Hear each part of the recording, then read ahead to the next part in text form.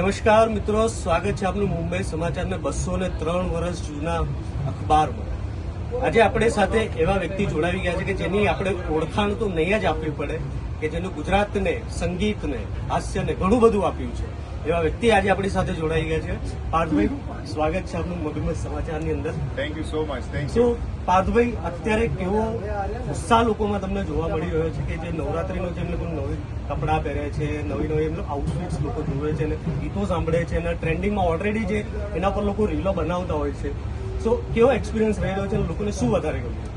જો એક્સપિરિયન્સ બહુ જ સરસ છે. અમારા શુદ્ધ ટ્રેડિશનલ ગરબા હોય છે, એમાં લોકોને ખૂબ મજા આવે છે. વર્ષોથી જે કરી રહ્યા છે એને એક સરસ જેન્ઝી નવું ફોર્મ આપ્યું, એટલે I think it is going beautifully. અને ખાસ તો મારે મુંબઈ સમાચારને 203 વર્ષ પૂરા થયા એને માટે ખૂબ ખૂબ શુભેચ્છાઓ તમામ વાંચકોને અને તમામ દર્શકોને.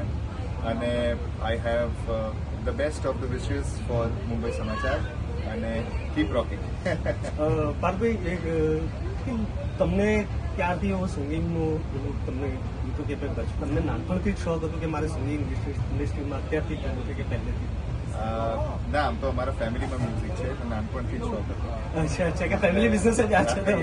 Yes. કે તમારું નાનપણ હાર્મોનિયમ અને ઢોલક તબલા વચ્ચે જ ગુજર્યું છે. કરેક્ટ. જેવી રીતે. Lovely. Thank you so much.